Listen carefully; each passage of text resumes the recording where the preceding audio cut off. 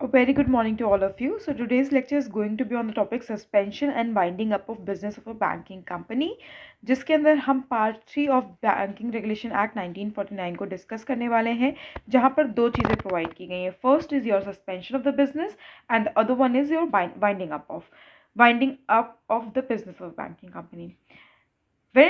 When it comes to the suspension of business, it has been talked about under Section 37 of the Banking Regulation Act. But when it comes to the winding up, it has been talked about under Section 38 to 44 of the Banking Regulation Act 1949. Winding up के दो तरीके बताए गए हैं. First is winding up by High Court and the other one is voluntary winding up, जो आपका winding up by High Court है या court है, that has been talked about under Section 38 से 43. सेक्शन 38 के अंदर दो चीज़ें बताई गई हैं कि ऐसी कोई भी बैंकिंग कंपनी जो अपने डेट्स पे करने के लिए अनेबल है, और या फिर ऐसी कोई भी बैंकिंग कंपनी जो आरबीआई को अप्लाई करती है अंडर सेक्शन 37. तो ये दो कंसिडरेशंस हैं जब आप वाइंडिंग अप के लिए प्रोसीड कर सकते हैं.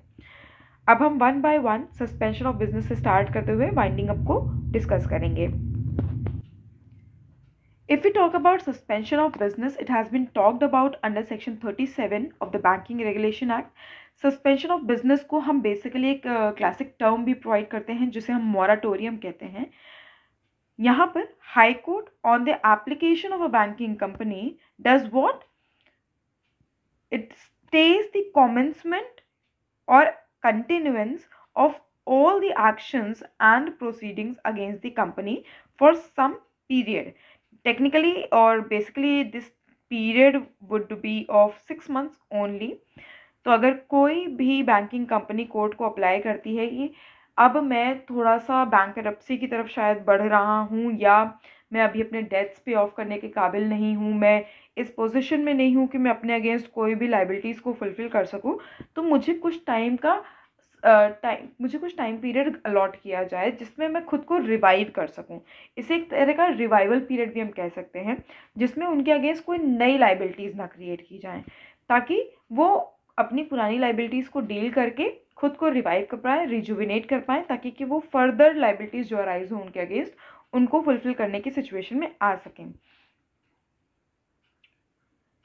Right. So this whole process is known as a moratorium or a suspension of business. When it comes to the winding up of a banking company, हमने अभी थोड़ी देर पहले ही देखा कि 38 से 44 ऑफ द BR एक्ट के अंदर डिस्कस किया गया है वाइंडिंग अप को.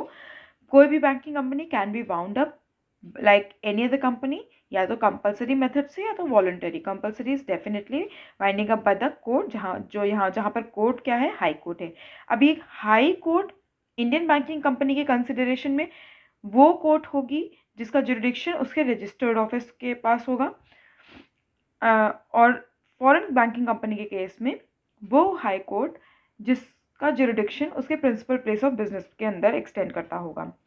The general rule has been laid down on the case of the Mann versus Goldstein, जहाँ पर ये बोला गया कि अगर कोई भी banking company is unable to pay off its debts, it should avail the aid of judicial proceedings. Compulsory winding up अभी हमने डिस्कस किया, it would be done by the court, the concern high court, Indian और foreign banking company से. इसमें हमने देख लिया कौन कौन से कोर्ट्स. तो बैंकिंग रेगुलेशन एक्ट का पार्ट 3 डिस्कस करता है सेक्शन 38 से 43 के बीच में किस ग्राउंड पे 38(1) के अंदर बैंकिंग कंपनी को ये ऑर्डर दिया जाएगा. तो फर्स्ट इज अगर बैंकिंग कंपनी अपने डेट्स पे करने के लिए अनेबल है, और दूसरा RBI applies for the winding up of such company under section 37. तो 37 क्या है, मोराटोरियम है. इसके बारे में भी हमने ऑलरेडी डिस्कस कर लिया है. मोराटोरियम क्या है कि जब कोई बैंकिंग कंपनी टेम्पररली अनेबल होती है अपनी ऑब्लिगेशन को मीट करने के लिए, तो वो अप्लाई करती है वो बैंकिंग कंपनी अप्लाई करती है किसके पास, आरबीआई के पास, एंड फिर उनके अगेंस्ट कोई भी नई प्रोसीडिंग या एक्शन को कुछ टाइम के लिए रोक दिया जाता है, बेसिकली फॉर 6 मंथ्स. ठीक है. अब यहाँ पर वो जो ऑर्डर है and report by RBI, it need to be attached. Suspension के दौरान भी रिपोर्ट सबमिट की जाएगी कि कंपनी क्या वाकई में एबल है या नहीं है अपने डेट्स पे ऑफ करने के लिए. अगर वो नहीं होगी तो ही एप्लीकेशन ग्रांट की जाएगी. अंडर सेक्शन 37 अगर एप्लीकेशन फाइल करने के बाद बैंकिंग कंपनी अगर एप्लीकेशन फाइल करती है अंडर सेक्शन 37, तो कोर्ट में also appoint a special officer to take into his control. अब वो कंट्रोल किन किन चीज़ों का हो सकता है, उस बैंकिंग कंपनी के एसेट्स का हो सकता है, बुक्स ऑफ द कंपनी का हो सकता है, डॉक्यूमेंट्स का हो सकता है।